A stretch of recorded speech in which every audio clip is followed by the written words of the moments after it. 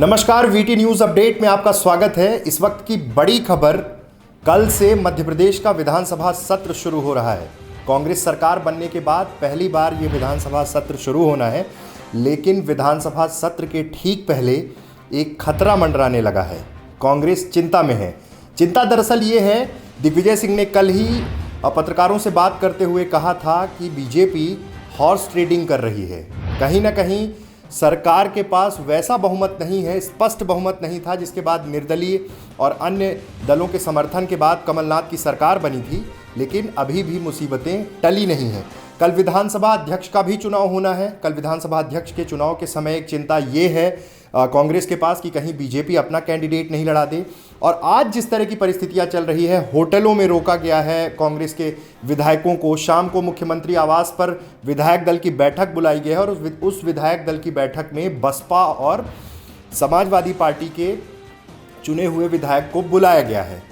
इन पूरी परिस्थितियों में सबसे दिलचस्प वाकया ये है कि दो विधायकों से संपर्क नहीं हो पा रहा था। निर्दलीय जो दो विधायक हैं उनसे संपर्क नहीं हो पा रहा था। अब ऐसी परिस्थिति में 114 का जो आंकड़ा है वो है कांग्रेस के पास। उसके बाद अगर विधानसभा अध्यक्ष लड़ते हैं और वोटिंग होती है तो 113 ही रह जाएंगे।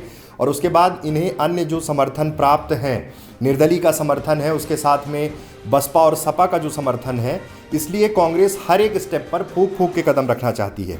हालांकि शिवराज सिंह चौहान ने स्पष्ट किया है कि वो किसी भी तरह से ऐसी टूटी फूटी सरकार बनाने के लिए दावा उन्होंने पहले भी नहीं किया था, उनके पास बहुमत नहीं था। लेकिन ये जो हॉर्स ट्रेडिंग हो रही है, अगर ऐसा कुछ होता है तो उसमें मुसीबत में आ सकती है कांग्रेस। अगर विधानसभा अध्यक्ष पद के लिए वोटिंग हुई और क्रॉस वोटिंग अगर हो गई तो कांग्रेस के लिए मुसीबत हो सकती है।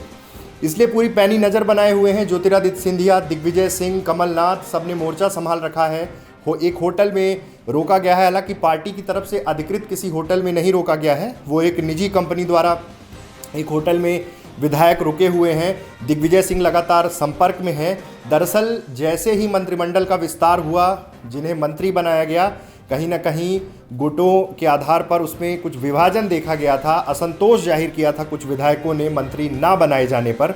उनके समर्थकों ने कई जगह चक्काजाम भी किया था। ऐसी तमाम घटनाएं पिछले कुछ दिनों से चल रही थी। फिलहाल अभी सबसे बड़ी चुनौती है, कल से शुरू हो रहे विधानसभा सत्र के पहले कहीं ऐसा ना हो कि हॉर्स ट्रेडिंग हो या फिर वोटिंग में विधानसभा अध्यक्ष पद के लिए बीजेपी अपना प्रत्याशी उतार दे।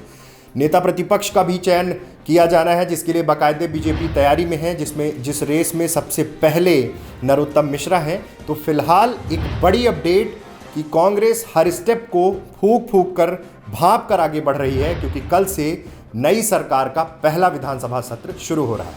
आगे की खबरों के लिए बने रहिए विंध्या टाइम्स के साथ। धन्यवाद।